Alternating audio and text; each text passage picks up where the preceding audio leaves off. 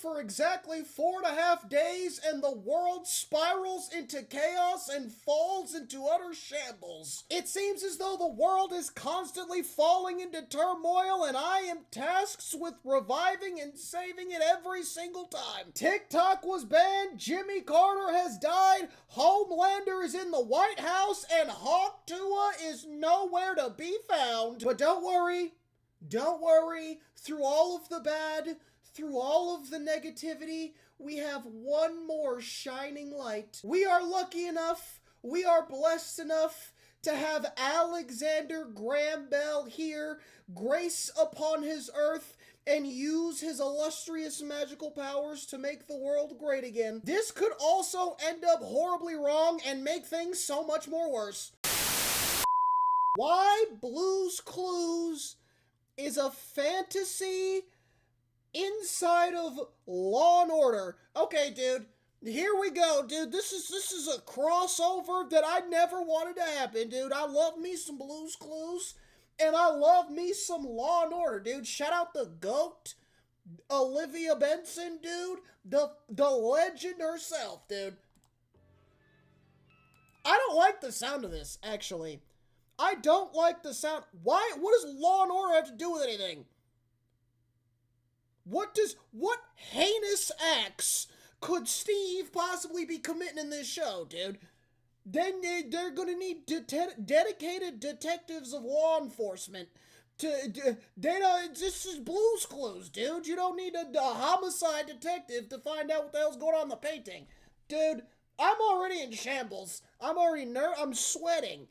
It's -3 degrees outside. And I'm sweating, dude. This is bad. This is bad. Hi there!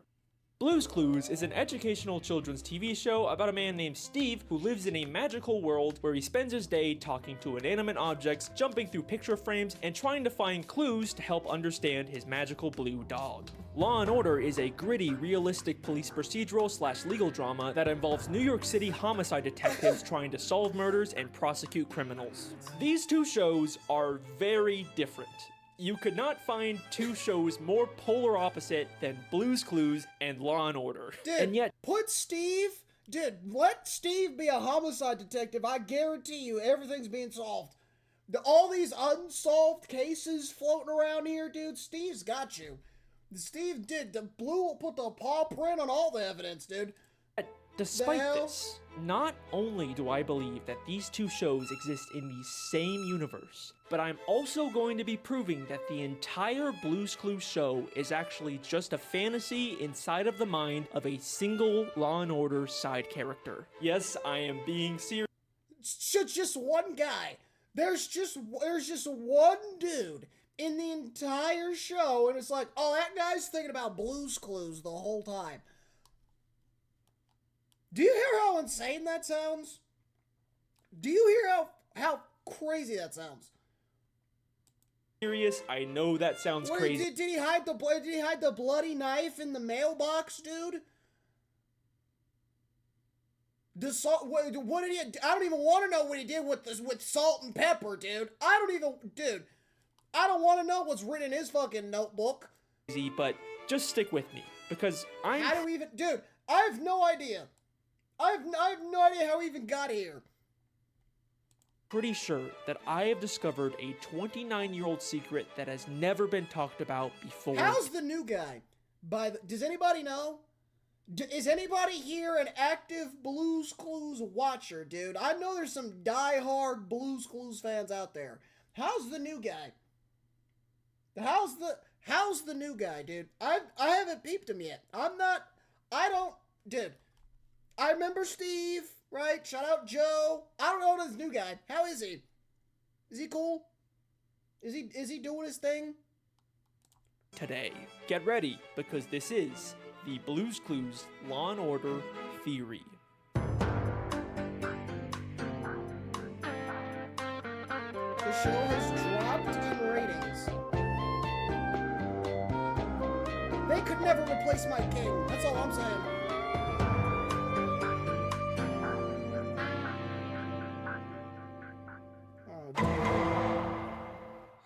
gosh. By far, the most I would just like to say, I've never watched the regular Law and Order, so I don't know anything about it. I watched the fuck out of SVU. That is television, dude. I don't know shit about this regular one. common type of fan theory So we'll see. is the dream theory. The idea that everything happening in a story is actually all just inside of a character's head, whether they're stuck in a coma, or they're dreaming, or hallucinating, or they're actually dead. Pretty much every piece of media has some kind. I don't know if I've said this before. I feel like I have, because we've done so many theories. I think theories of like, you know, it's like a theory of like, oh, this whole world is just him dreaming, right? Like Pokemon. Excuse me. Pokemon is just Ash, like, in a coma or some shit. And he's, like, dreaming the whole time. You know what I mean? I think that is the dumbest, lamest theories you can come up with. That is an easy cop-out. It's, oh yeah, he was dreaming. You could say that about anything.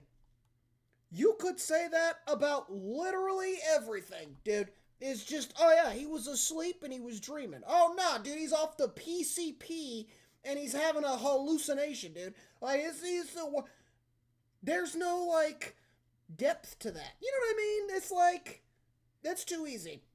Of dream theory. Too easy. And it's sort of the lazy, low-hanging fruit of fan theories. You can just apply it to literally anything, and usually there's never actually any evidence besides, whoa!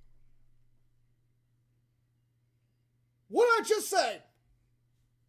Oh, this show is so crazy What and did I just unrealistic. say? That must mean it's a dream. Ah! And surprisingly, the show that seems to have the most of these types of fan theories is Blue's Clues. You got Steve is actually schizophrenic, Steve is actually in a mental asylum, Steve is actually a drug addict, Steve is actually in prison, Steve is actually a murderer who killed his parents, oh my god. Even I made a parody of these theories back in 2017. So yeah, it's a pretty basic, normal kid show. Steve, a 30-year-old schizophrenic who killed his parents, pretends to be a kid. You know, that was before I dedicated my life to making fan theories about kid shows. And look, I understand the appeal of these types of theories. It's fun to take something innocent from your childhood. That scary ass hamburger helper guy, dude. And give it a dark, edgy plot twist. That's kind of literally my job right now. But why are there so many of these theories about specifically Blue's Clues? Well, I think it's because... Dude, that hamburger helper guy is actually fucking crazy, because what makes you decide to draw the hamburger helper mascot in the first place without being a little bit loony? So I kind of believe him. Honestly. Where he's like, it's just a glimpse into my fucked up mind. Oh, I'm sure it's fucked up, dude. If hamburger helper is is deep down in there, dude. About specifically Blue's Clues. Well, I think it's because everything about this show has always felt fake. Steve is the Oh, what makes only you say real that? person in this world. He looks like a young adult, but he acts like a child. And he lives alone in a house where he spends his day jumping into picture frames or talking to You think Steve gotta pay bills? Real talk. You think Steve got a mortgage and like a light bill? How's that work? Does he have a job? How does he keep the lights on, dude? You know, he's gotta be somewhat broke because he wears the same clothes every day. You know what I mean? Now listen, I'm not hating on my guy Steve, right? That's my goat. That's my king. Okay, we're not hating on Steve. But if we're being honest, if observing from the outside, dude, Steve got no hoes, he got no friends. I ain't seen a single money spread ever, dude. What does he do for a living? You know what I'm saying? How does he put food on the table? Right, exactly. Right, how does he keep salt and pepper full? You know what I'm saying? What's up with Blue, dude? Does Blue just scavenge out in the backyard hunting rabbits? Like the primitive years? How does that work, dude? unseen voices or inanimate objects. It just kind of sounds like I'm describing someone who is experiencing some kind of false reality. Even the way Steve moves around is strange. Does it? Okay. He said he's the only human here. What's the deal with Magenta? Y'all remember Magenta? Right? Does Magenta have an owner? Or is just Magenta a stray wandering the fucking streets of Bluesville or whatever, dude?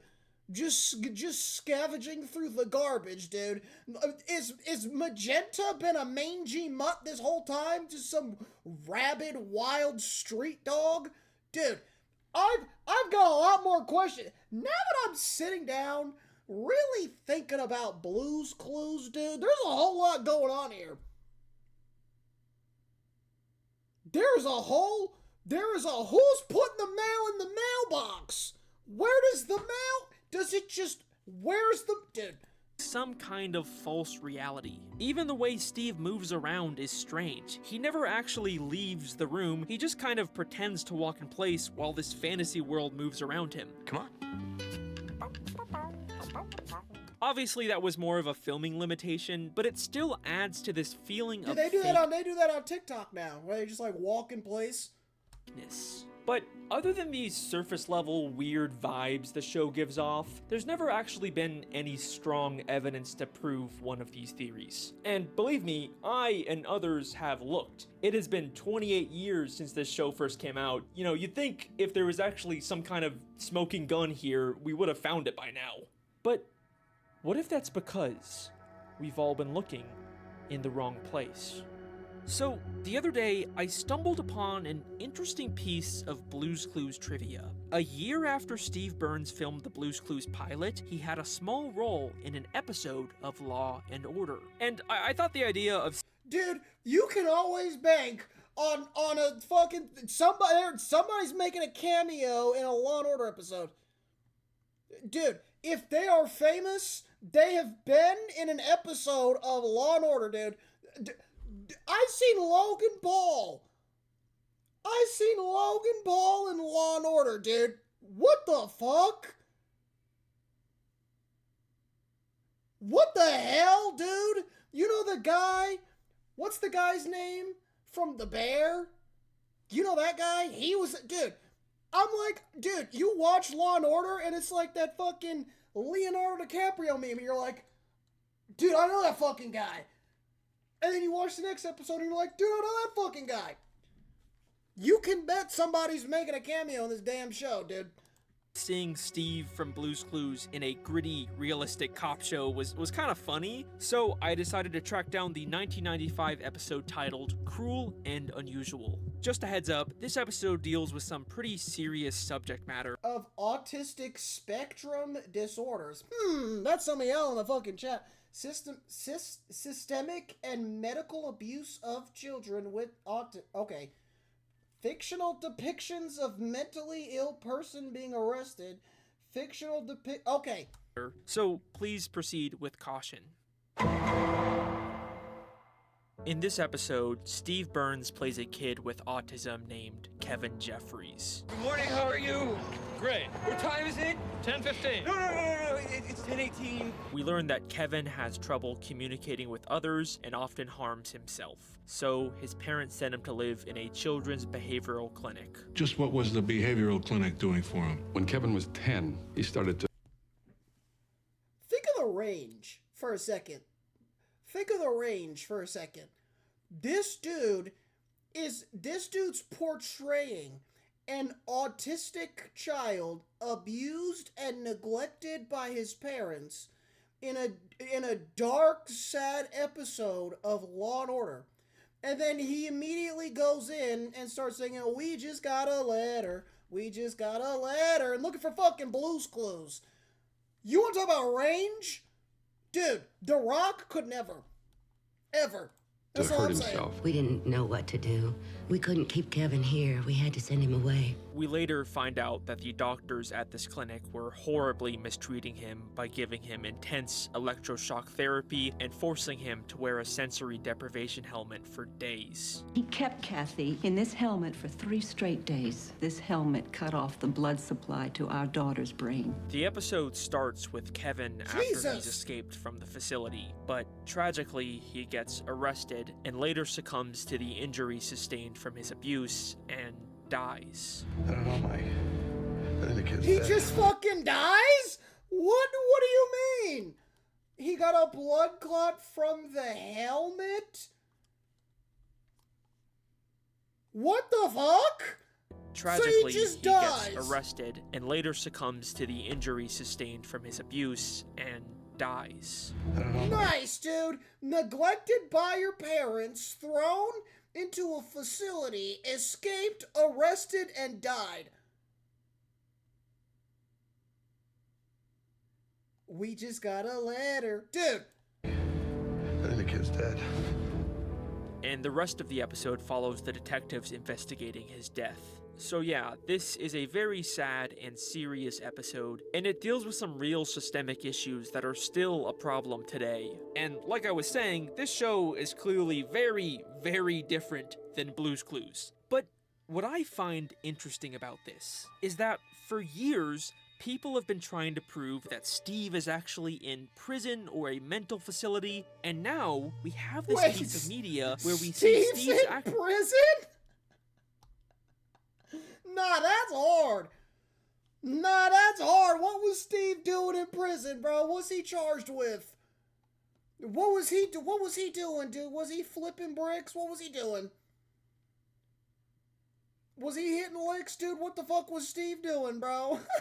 A mental facility, and now we have this piece of media where we see Steve's actor in that exact position, and as far as I'm aware, no one's ever really talked about this. I mean, sure, Kevin's not schizophrenic, he has autism, but seeing as how he was being abused and put into sensory deprivation for days where he couldn't hear or see anything, you can kind of imagine that anyone in that position might try to escape to some kind of fantasy inside of their head. So yeah, I thought this was an interesting coincidence, but at the end of the day, that's kinda all it was. Like, obviously, just because the same actor shows up in 2 different shows doesn't mean they're actually connected. But then, I took a closer look at this episode, and I started to notice more and more weird similarities between Kevin and Steve. At first, it just started with some little things. We are told by Kevin's parents that he was learning to draw. Thanks to him, Kevin was learning to draw. And in every episode of Blue's Clues, Steve draws in his handy-dandy notebook. Our handy-dandy? Dude, and dude, Steve was good as fuck, too.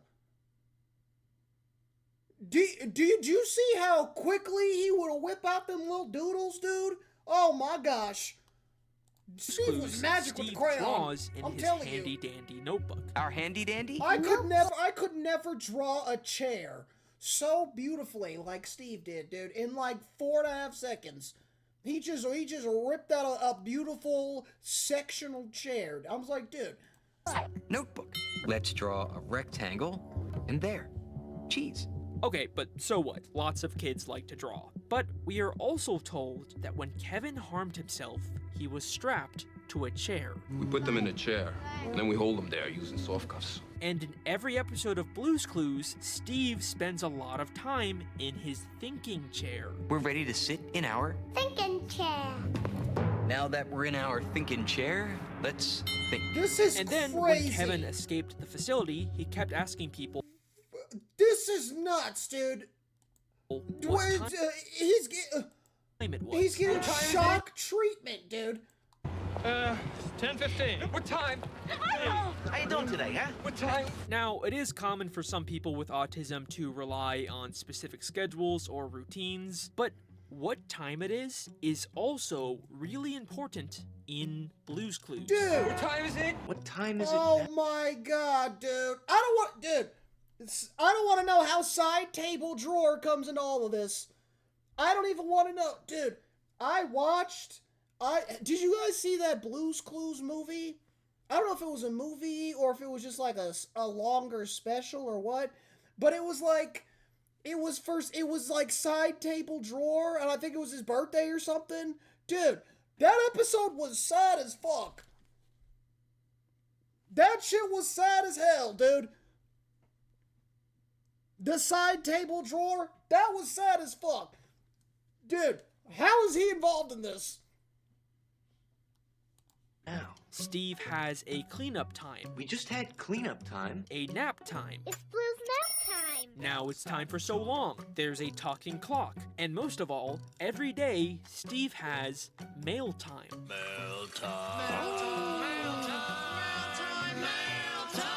Hey, Blue!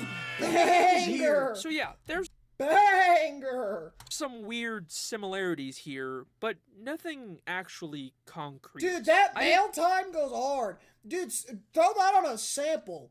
Metro Boomin, get to it, dude. Cook that shit up, Quay. I need to hear this on a fucking trap beat, dude. Hey, Oh Blue, my god, and then, dude. the mail's here! Oh, So, yeah. and then Gunna just spits a hot 7. Dude, There's some weird similarities here, but nothing actually concrete. I didn't really start to take any of this seriously until I realized. After Kevin escaped, we are told that he went to a movie theater. And guess what he did in the theater? Movie started at 10. He was out of here by 10 after 10. Got out of his seat, walked into the screen. Kevin got out of his seat and tried to walk into the screen. Doesn't that sound exactly like Steve Blueskadoing into a picture? Blue-ska-doo, we can too. Blueskadoing. This Dude. kind of... Oh my gosh, Blueskadoing. We can too. Blueskadoing. This kind of feels like more Bro than a tried to coincidence. So this is when I Blueskadoo. first started to consider, In the movie is it theater. really possible that Kevin Jeffries from Law & Order is the real Alright, if you could Blueskadoo into any fucking movie, which one are you picking? If you could Blueskadoo into any movie, which one are you picking, dude?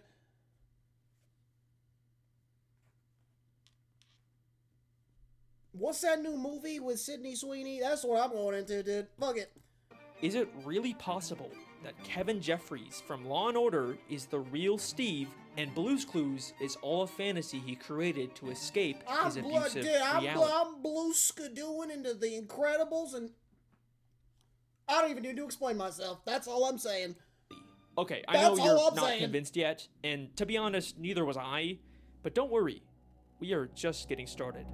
Kevin's behavioral clinic is in New York City, and the one time characters actually leave the Blue's Clues fantasy world and go to the real world, they end up in New York. Blue's Clues in New York City? This is epic! Also, in the very first episode of Blue's Clues, we can see a newspaper from the New York Times inside of Steve's house, strongly What about the Islamic Party? Excuse me? we can see a newspaper from the New York Times Islamic Party closer to coalition in Turkey. Dude, Steve is tapped in, bro. What the hell? What you talking about? Islamic Party coalition in Turkey, dude. And he's over there Blueskadooing. Oh my gosh, dude. inside of Steve's house, strongly implying that's actually where he lives. We can also see objects from Blue's Clues in Kevin's life. In Kevin's parents' house, we see a very large salt and pepper shaker, just like Mr. Salt and Mrs. Pepper. Hi, Mr. Salt and Mrs. Pepper. Hello, Steve. Hello, Steve. And in the clinic, we can see a red bucket, just like Steve's friend, Pale. Hello, Pale. Hi, Steve. Also, when Steve left the show to go to college, he left on a blue bus. A short bus, too. And when Kevin escaped the clinic, in his pocket, he had a schedule for the Greyhound. Here you go. Amtrak schedule, Greyhound schedules. Which is also a blue bus. Alright, Oh, those are some more God, interesting dude. connections, but you're probably still not completely sold yet, right? Dude, Well, check this out. dude, Like, these are all, I know what's coming. I know what's coming. It's -6 degrees right now, by the way. Anyways, dude, these are all just like surface level, like things, you know what I mean? Like he had a bucket here, and he's got pail here, he got salt and pepper here, and he got a blue bus here, right? But like, I'm sure there's gonna be some crazy, insane, weird connection, and he's like, yeah, dude, in this episode he talks about his dog Blue, and then I'm gonna shit myself. I'm ready for it. When Steve eventually left the show to go to college, he was replaced by his younger brother Joe. Oh, hi. Joe is valid too. I was there for a little bit of Joe. Not gonna lie. I'm not gonna lie. Joe is valid. It's me, Steve's brother Joe. And later, Joe got replaced by their cousin Josh. I don't know who that is. It's me, Josh. I don't know who that is. He's a whole completely different, you know, race. I don't know, dude. What do you mean cousin? What do you mean? By their cousin. What do you Josh. mean cousin? Hi. Dude, one of their parents' siblings, like, dude. It's me, Josh. And not only does Kevin also have a younger... That DEI, dude. This would not fly in 20... Dude. They call him DEI, dude. It's me, Josh. And not only does Kevin also have a younger brother, but at the clinic, there is a nurse named Joe. What's your name? Joe Garvey. Joe Garvey, you're under arrest for assault. And an occupational therapist named Josh. Take a look at the amended complaint. An occupational therapist, Josh Bingham, was dropped. I think that Kevin is taking aspects from his real life, like the objects or the names of the people working at the clinic, and applying them to his fantasy. Also, this one is less impressive, but the name Kevin is also the name of the Blue's Clues UK host. Hello out there, it's me, Kevin. Wait a minute. There's a fucking Blue's Clues UK? I'm done, dude. I'm fucking done, dude. They made a Brit Blue's Clues. Oh my god, dude.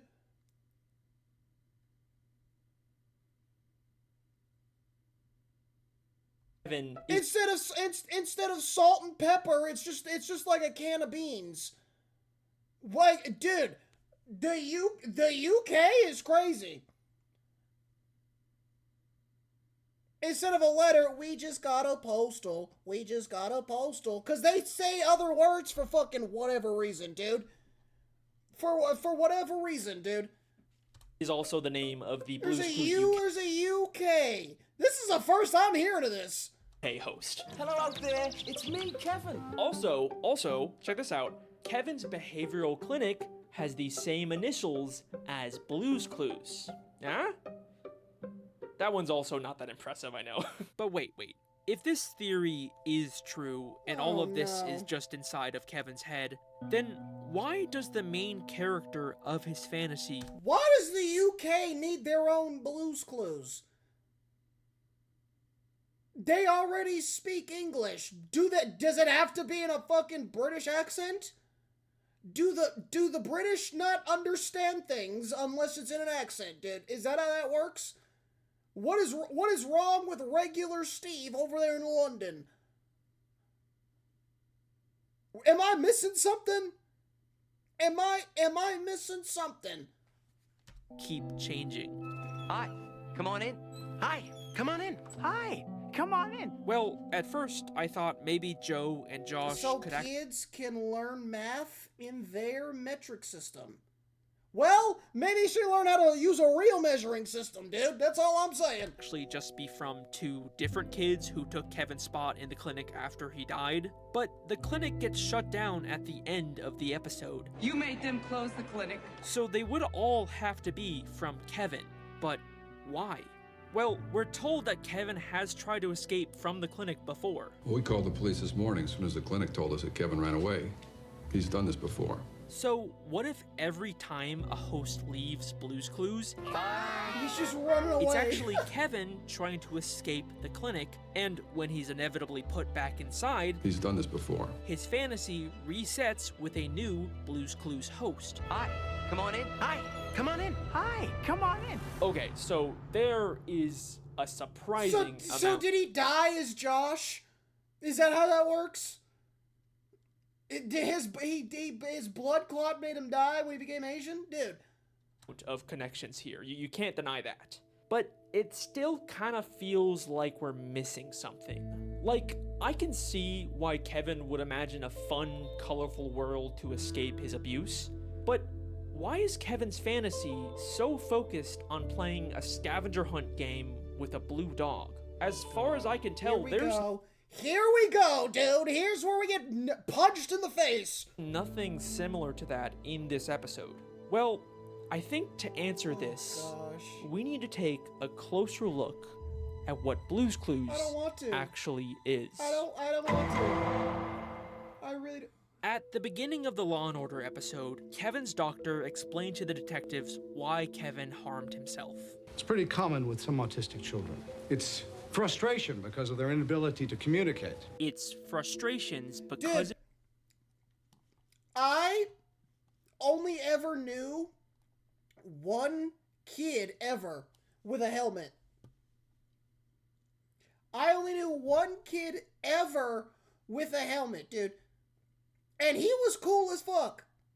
I'm not gonna lie. He was cool. He was cool as fuck, dude. Of his inability. Shout out, I think his name was Zach, dude. Shout out Zach. I think that was his fucking name.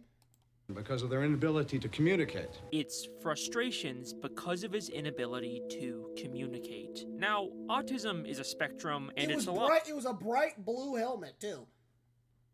More complicated and nuanced than the way TV shows like this tend to portray it. But it is true that some people with autism have varying levels of difficulty communicating. And I think this becomes interesting when we take a look at what Blue's Clues actually is. Well, what story should we tell?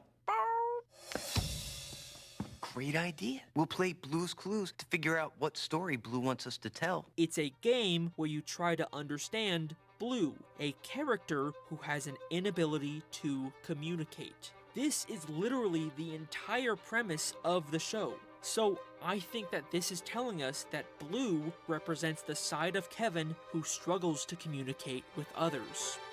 Okay, but where did the idea for a blue dog come from? Okay. Like I said, I couldn't find any references to dogs in this episode. The closest visual was this vaguely blue drawing in Kevin's room that I can't really make out, or this teddy bear that kind of had a similar pattern to Blue, but nothing really concrete. So this is like a real big boy smarty pants theory, dude. This one goes deep.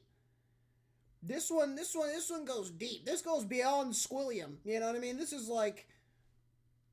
This is heavy, dude. Weird, because Blue is such a major part of this fantasy. But then I realized it doesn't matter if we can't find a direct connection, because in Diamond's name is Bright Blue, and they're both named Zach. Diamond, dude, how you doing, man? You still got that helmet? In Blue's Clues, Steve didn't actually adopt Blue. In a flashback episode of Blue's Clues, we learned that when Steve was younger, he read a book about a blue dog. It's a book about a puppy. Which caused Blue to magically come to life. Blue skidooed right out the book. And I think this is also probably what happened with Kevin. We see that the children's behavioral clinic is full of what we can reasonably assume are children's books. Maybe there's a book in here that also gave Kevin the idea for a blue dog, just like Steve. In fact, this idea of a children's book giving Kevin ideas for his fantasy is exactly what we see at the start of the Blue's Clues intro.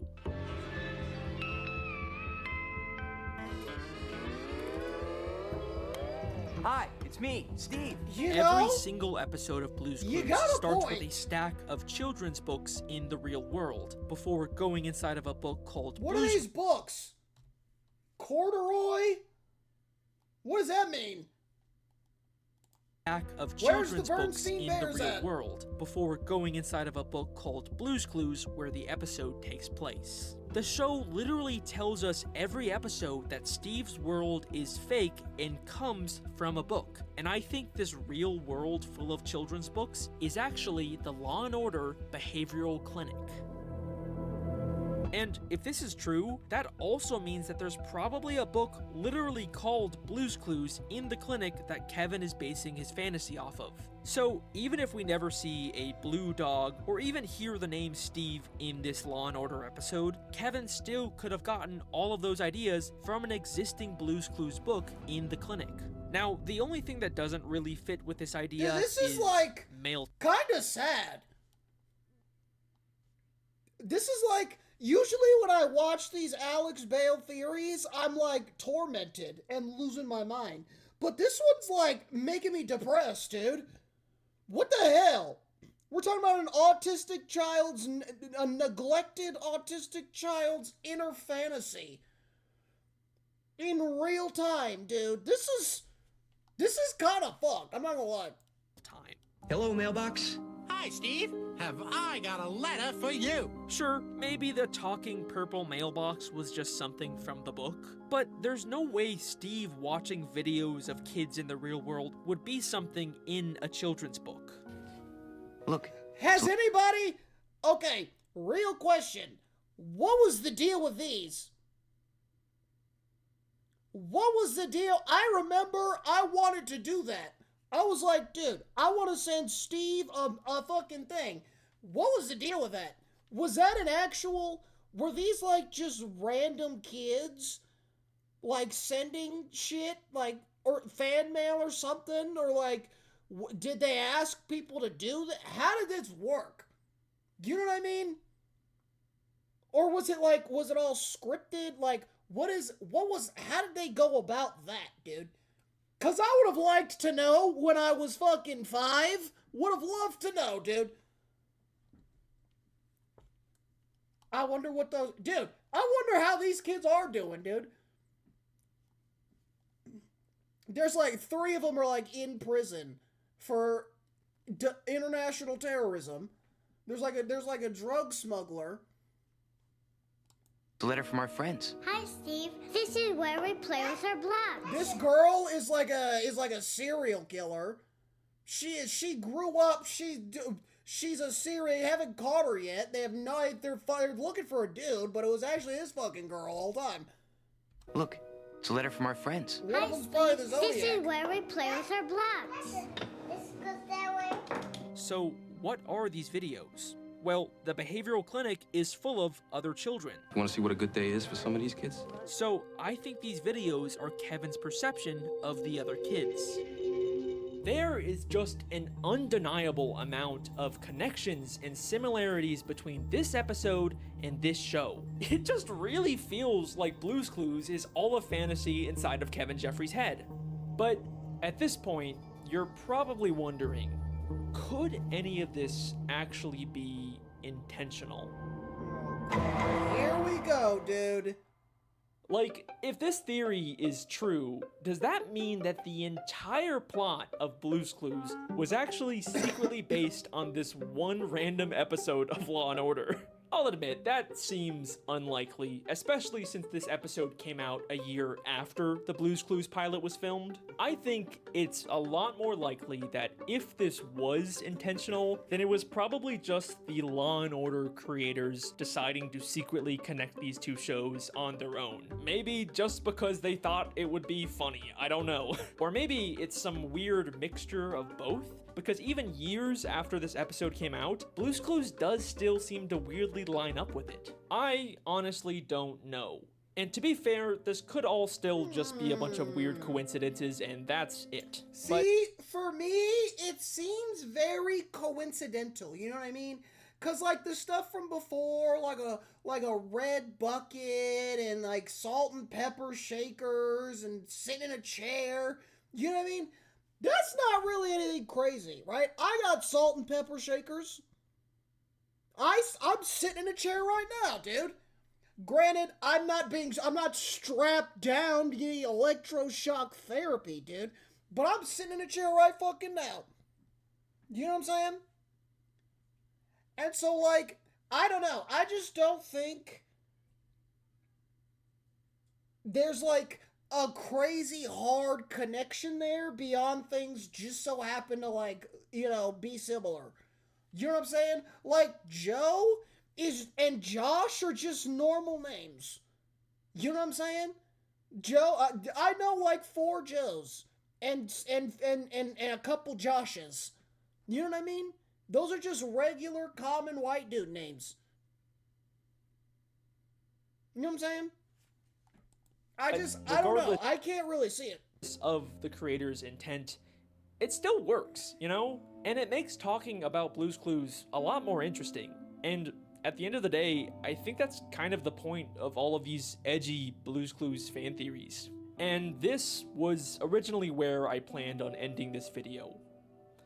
But there was still one lingering question that was bothering me. What is it? If Blue's Clues really is just inside of Kevin Jeffries' head, then what about when Kevin died at the beginning of the episode? I mean, I guess we can just say that the entire Blue's Clues timeline takes place before Kevin's death, and if the show ever gets canceled, then we can just say that that is when Kevin died and the fantasy ended. But is Blue's Clues still going? Are they still running? Dude. What if I told you we've already seen Kevin's death inside of Blue's Clues? Oh my god, dude. What are we talking about now? So, I recently watched the new Blue's Clues movie from 2022 called Blue's Big City Adventure. And not only did I find even more similarities between this movie and the show, but I believe that this movie is showing us the day that Kevin died and the true end of the Blue's Clues timeline. Oh, yeah, nice, dude. How comforting is that? So, this movie is about Josh, the newest host of Blue's Clues, going on a big adventure to audition for a Broadway musical in New York City. Blue, we are definitely not in storybook world anymore. It's kind of what you'd expect out of a modern-day Blue's Clues movie. He goes on a journey to the real world and gets lost. There's lots of wacky hijinks, but in the end, he finds his way and gets the part. We want you to be the star of our Broadway show. Yes. Oh my god! His way and gets the part. We want you to... That guy was on Law and Order! Do you see what I mean here? But he was like on Law and Order. He was like a guy. Like he was on there for a while. Dude, be the star of our Broadway show. This is what I'm talking about. Yes, what? But if you watch this movie... Law and Order transcends universes, dude. Like, Law and Order, I think, is just the multiverse. I'm telling you, dude. Everybody was on Law and Order, dude. Broadway show. Yes, of course. Yes. Well, but if you watch this movie with this theory in mind, so many things take on a whole new meaning. The first thing that immediately caught me off guard was the opening song. It's a brand new day. This song is about starting the day. Banger! Dude, I'm not gonna lie, Nickelodeon dropped some fucking bangers. Let's be honest, dude. Absolute slap-a-rooskies, dude. Nickelodeon. You wanna talk about bangers? Opening song. It's a brand new day. This song... Never even seen this movie, and I did. It bangs. Song is about starting the day, and Josh keeps saying, "Good morning." Good morning. Good morning. Good morning, Blue. And literally, the first thing we hear Kevin Jeffries say is, "Good morning." So is Donovan. Good morning, how are you? Despite it clearly being night, we also hear this line in Josh's song. This life is just like a beautiful dream. Banger! This life is just like a beautiful dream. Interesting. And while Josh sings, the other characters keep telling him to wake up. Wake up! Wake up! It's a brand new day. Right away, this movie feels... That's creepy as fuck, dude. Why did you have to do that? Why did you have to do that? Listen, dude, I've never seen this movie, and I probably never will, because why am I going to sit down and watch the Blue's Clues movie? You know what I'm saying? Unless it's good. Has anybody watched the Blue's Clues movie? Is it 10 out of 10 cinema, dude? Do we got a peep? Like, what's the deal, dude? But listen, that is freaky as hell. They're just subtly, wake up, Steve. Wake up. Steve, wake up. Wake up. Wake up. Steve, wake up. Wake up. Dude, that is horrifying. That is horrifying.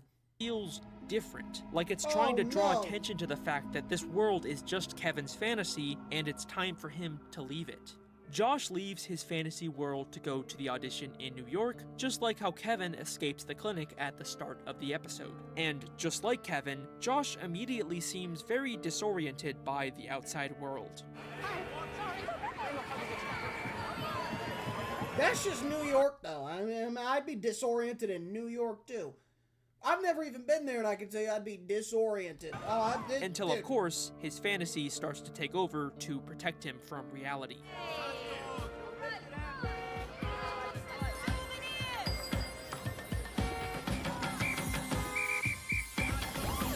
But okay. Okay, Miss Stang. Jeez. Jeez. He hit the fuck out of that. What's interesting about this movie is that for the very Why is there a T-Mobile ad? First time ever, we get these little glimpses of Blue's Clues from other people's perspectives. Don't you think so, Madam Mustard? Oh?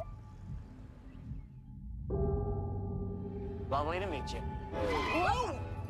Mr. Salt! Mrs. Pepper! Am I glad to see you? Oh my God! Like I said, this movie feels different. We learn that Josh's audition is at 3 o'clock, and the whole movie is just him trying to find the audition before time runs out. It's almost time for my audition. Oh my gosh. We don't have much time, Blue. Could this be why Kevin kept asking people what time it was? What time is it? What time? What time? Josh also doesn't know where his— Dude, this is dark. This got dark very quickly. Now we're like in the brain of an autistic person, dude, struggling to deal with the outside real world, so he's got to bring his own imagination out just to be able to wander the streets of Times Square. And I imagine that's how, like, I imagine that's how that actually works. In, like, real life, dude. I imagine that's exactly how it works, dude. You know what I'm saying? Like, they can't really operate or something in normal situations, so that's why they're like super, like, hyper fixated on shit. You know what I mean? And, like, you know, they're kind of weird by society standards. You know what I mean? You know what I'm saying. Dude, I imagine this is how it works in real life, dude. I operate fine. You know what I fucking mean, dude. You know what I fucking mean. His audition Jesus is, all Christ. he knows is that it's in a theater somewhere. Excuse me. Do you know the address to the theater? Which theater? I don't know which theater. Maybe this is why Kevin went to a movie theater after he escaped, because he thought it was his Broadway audition. Now, in the Law & Order episode, shortly after leaving the theater, Kevin gets arrested and then tragically dies in police custody. But that's not what happens in this movie. Josh goes to the theater and gets the part. We want you to be the star of our Broadway show. Yes, of course. Yes. But instead of him leaving and dying like Kevin, we immediately cut instead to of him dying at the end of this movie, performing the musical in a big climactic finale. My dream is a reality.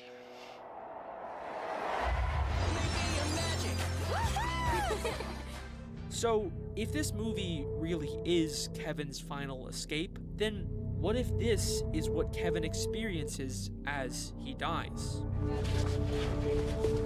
okay, dude, that is fucked up. Oh my god, dude. So as he's dying from a blood clot in his brain, he's just imagining the greatest moment of his life on stage on a Broadway show. Dude, that is That is, dude, that's fucked. That is so bad. That is so bad, dude. Oh my god. Dude. Dude, what?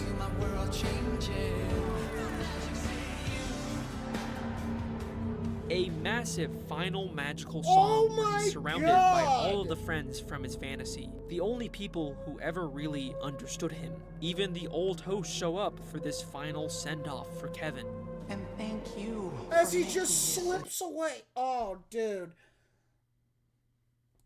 Day and an adventure that I will never forget. I'll never forget how you helped me find all those clues. Thanks again for all your help. No, really. Why do I think it feels like I'm dying now, dude? What the hell? And that is sadly where Kevin Jeffries' story ends. Now, I know this final movie theory maybe doesn't have as much evidence as the rest of my theory, but regardless, I like thinking that... But regardless, it's still absolutely batshit insane.